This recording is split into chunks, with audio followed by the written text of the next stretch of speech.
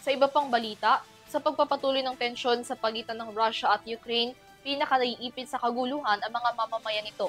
Sa nakalipas ngang panibagong drone strike ng Russia, naapektuhan ng halos 60,000 mga kabahayan na nawalan ng kuryente. May balitang abroad si Son Santiago. Halos 60,000 kabahayan sa Ukraine ang nawalan ng kuryente matapos ang sunod-sunod na pag-atake ng Russian drones itong gabi ng August 31. Ayon sa militar ng Ukraine, 142 attack drones ang ipinadala ng Russia sa loob lamang ng isang gabi. Bagamat karamihan sa mga nasabing drones ay napigilan ng Ukraine, may mga tumama pa rin umano sa higit 10 lokasyon.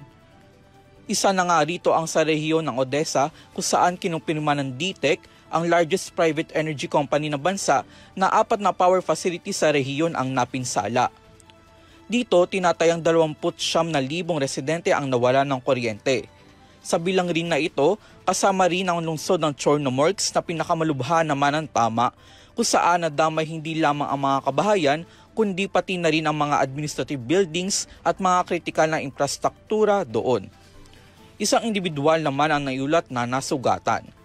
Samantala, sa hilagang rehiyon ng Chernihiv, kabilang rin ang ilang bahagi ng Nizhyn City, ay umabot naman sa 30,000 kabahayan ang nawalan din ng kuryente matapos tamaan ng drones ang power grids ng mga lugar.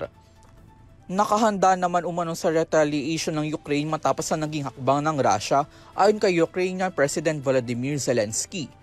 Binigyang diin din niya na tanging Russia ang may kagustuhan ng digmaan na halos 3 kalahating taon na ang tinatagal at tiniyak din niya na ipagpapatuloy nila ang pressure laban sa bansa. Para sa EuroTV News, ako si Son Santiago, sumasaludo sa bawat Pilipino.